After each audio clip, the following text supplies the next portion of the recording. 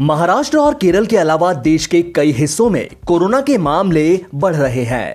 राजधानी दिल्ली में शुक्रवार को 256 नए मामले दर्ज हुए, जो कि फरवरी में सबसे ज्यादा हैं। महाराष्ट्र में लगातार तीसरे दिन 8,000 से ज्यादा केस दर्ज हुए। दिल्ली में 16 फरवरी 2021 को सिर्फ 94 नए केस दर्ज किए गए थे।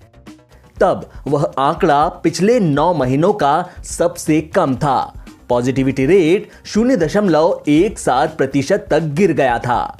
उस दिन केवल एक मरीज की मौत हुई थी।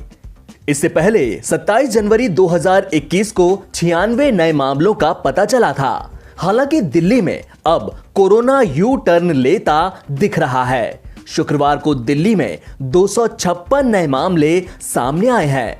फरवरी के महीने में ऐसा पहली बार हुआ है जब दिल्ली में नए कोरोना केसेस की संख्या 200 के आंकड़े को पार कर गई।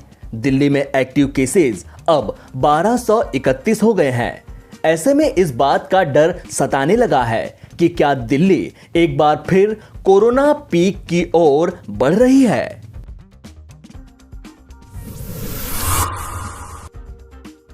भारत में बढ़ रहे कोरोना केसेस के मामलों को देखते हुए केंद्र सरकार ने सख्ती बढ़ा दी है। केंद्रीय गृह सचिव अजय भल्ला ने सभी राज्यों और केंद्र शासित प्रदेशों को पत्र लिखकर कोरोना वायरस गाइडलाइंस को 31 मार्च तक बढ़ाने के निर्देश दिए हैं। उन्होंने पत्र में लिखा है कि कोविड-19 के खिलाफ जारी जंग को पूरी तरह से जीतने के लिए एहतियात बरतने और सख्त निगरानी की जरूरत है। पत्र में गृह सचिव की तरफ से कहा गया कि पिछले कुछ महीनों में कोरोना के मामलों में गिरावट देखी गई है, लेकिन कोरोना से जंग जीतने के लिए अब भी हमें सख्त निगरानी और एहतियात बरतने की जरूरत है। केंद्रीय स्वास्थ्य मंत्रालय की ओर से शनिवार को जारी ताजा आंकड़ों के मुताबिक पिछले 24 घंटों में 16,488 नए मामले सामने आने के साथ ही देश में संक्रमण के कुल मामलों की संख्या 1,10,79,979 हो गई।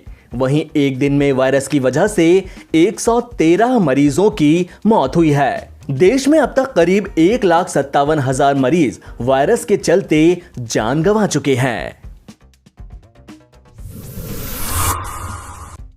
पश्चिम बंगाल में 8 चरणों में विधानसभा चुनाव के ऐलान से मुख्यमंत्री ममता बनर्जी भड़क गई हैं। ममता ने शुक्रवार को 5 राज्यों के चुनाव का ऐलान करने के बाद प्रेस कॉन्फ्रेंस करके चुनाव आयोग के फैसले पर सवाल उठाए।